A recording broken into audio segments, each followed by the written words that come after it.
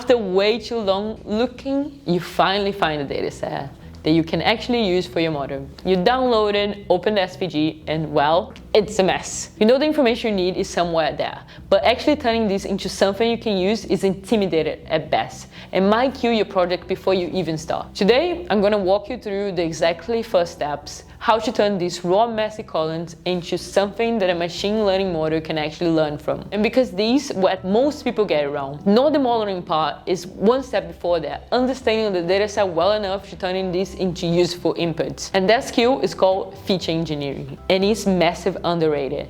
You can throw the fancy algorithm at a data set, but if your inputs are weak, the output will be weak too, just faster with more confidence. And here's the uncomfortable truth. Most of the time, your model isn't the problem, your features are.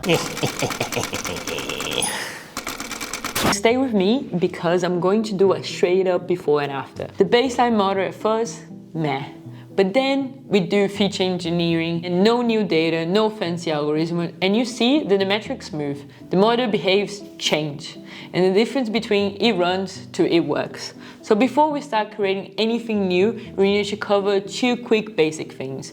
What feature engineering is and what data types are we working with. At its simplest, feature engineering is just turning raw columns into clear structural signals that the model can use. And the idea was the model can't just learn from raw labels, they learn from structured numerical values. So I'm going to show you exactly how to convert your raw labels into structured numerical signals. But first, I'm going to look in when things go wrong.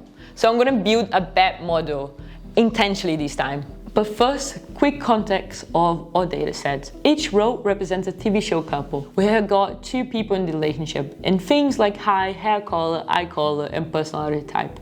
And then we got the relationship outcome. For each first baseline model, we're going to use a relationship status as our targets that we're trying to predict. And then we build a simple pipeline to pre-process the data, choose logistic regression as our starting model, and split everything into train and test sets to evaluate how well it performs.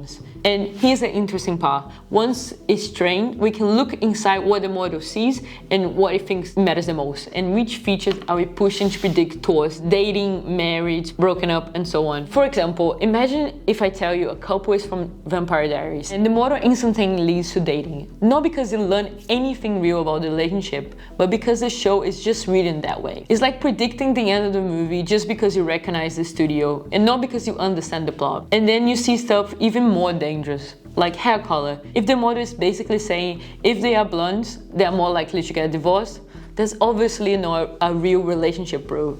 What actually is happening is probably just a coincidence in the data set, and maybe one show had a divorced blonde character and the model just overlearned it. Same with personality type. If the model sees one character as an anti-BTI and it starts leaning towards kiss instead of marriage, that's a red flag.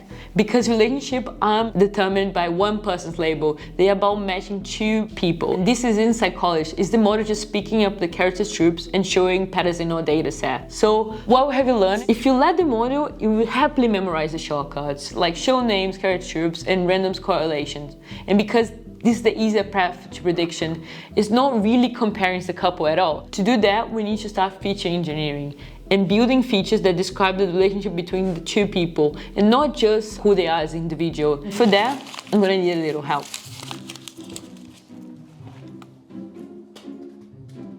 I need your help for this video. I'm there. What are we doing? So we have a data set of all TV shows that we know. Like TV shows that we know, so that we can understand which one is a couple. And each row has what person A, person B, okay. And I have their height, their hair color for each person. Yeah. But now I need to think, what can I do with these data? How can I create new columns? Do you have any, like, what else can we extract from these data set? So you're looking at the pairing, right, of the relationship? Yes, correct. But as so far, I have no, like, the data set doesn't understand as a couple. Yeah. Okay. It understands that it is a person A and person B, but no relationship in between them. At the moment, they, like, if I'm trying to find a correlation, that's nothing, because that's nothing combined. Okay. So I need to create new features for the data set to understand. And one of them is like I have a height of both of them. So I was thinking, what else can we do with that height? Yeah, okay. So like what, like average it out, like see if taller people do better in relationships than smaller people or vice versa? Yeah, for that, maybe I need to find out if there's a high difference in between. So maybe that would be the first feature. Yeah. That's another interesting dimension. I like that. And since I have like the hair color and the eye color, maybe we can look if opposite tracks, or if similar people will be into each other if you look alike. Who knows? Okay. Yeah. Let's see if TV pairs together people that look alike, or they prefer the opposite. Yeah, we see. I feel like this is a good start. I'm gonna start with these features and then I'll come back.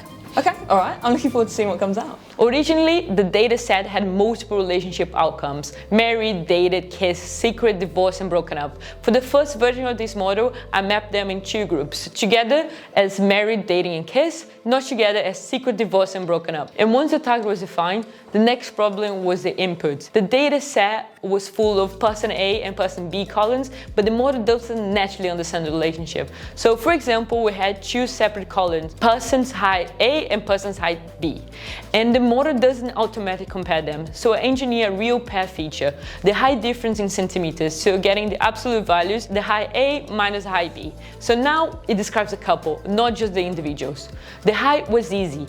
Two numbers, compare them. But the MTBTI, that's when things got spicy, because one hot encoded the ENTP and INFP and all that. The model treats them like a stereotype stickers, and I'm not even going to pretend that I naturally understand what INTPI means on site.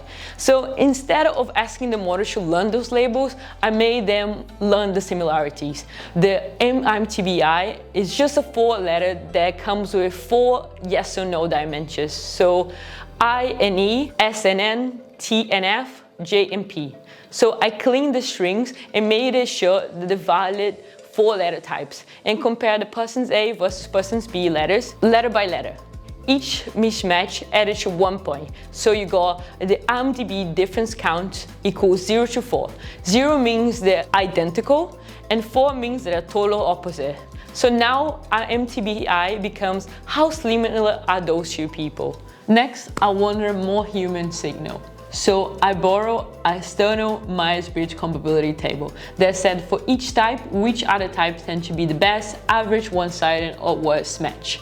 Instead of making the model learn every possibility of the Myers-Briggs pair, all 16 by 16 combination, I collapse each couple into one clear label. The best, average, one-sided, and worst. Way less noise, way more signals. Then I turn this into a number so the model can learn from it. Best would be the first one, average second, one-sided third, and worst fourth. Now that the model can pick up a simple pattern, as compatibilities get worse, the chance of staying together should drop. And after all that, I added a few cheap but efficient bad features, the kind of things that take seconds but often matters, like eye same eye color, which is 1 and 0, and hair same hair color, same gender. And these are simple, but that's the point. They describe the relationship, not just two separate people. All right, and here's the receipts. They're the same model, only difference is the features. Before the feature engineering, using the raw columns, the model is basically guessing. The ROC and AUC is 0.49, and that's worse than a coin flip. The balance accuracy is 0.49. And if you look at the confusion matrix, it gets 31 right in the class not together and 28 right in the class together. But it messed it up 63 cases in total, and that's total chaos. After the feature engineering, but now with the pairing features like height difference, the MTB distance, the compatibility rank, the hair and eye matches, the ROC AUC jumps to 0.59. The balance accuracy goes to 0.53. The confusion matrix tells the story. The correct class not together prediction goes from 31 to 40. The false positives dropped from 37 to 28. But now, someone might just look at these and goes like, oh wow, it went from 49 to 57? That's not a huge difference. And because those small improvements are literally real cases of changing size, is the difference between flagging 0 few people incorrect and the model actually picking up the patterns when it's missing completely. And if it was something like high stakes, like cancer screening, those are just not numbers on the chart. A false positive means unnecessary panic, a follow-up scans, and costs. And a false negative means you miss someone who actually needed the treatment. So yeah, this improvement might look small on paper, but in the real world, moves even few cases into the right direction can mean everything. And the best part?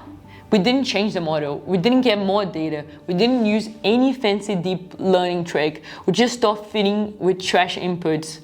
And that's the real power of feature engineering. And if you like videos like these, drop a like and subscribe.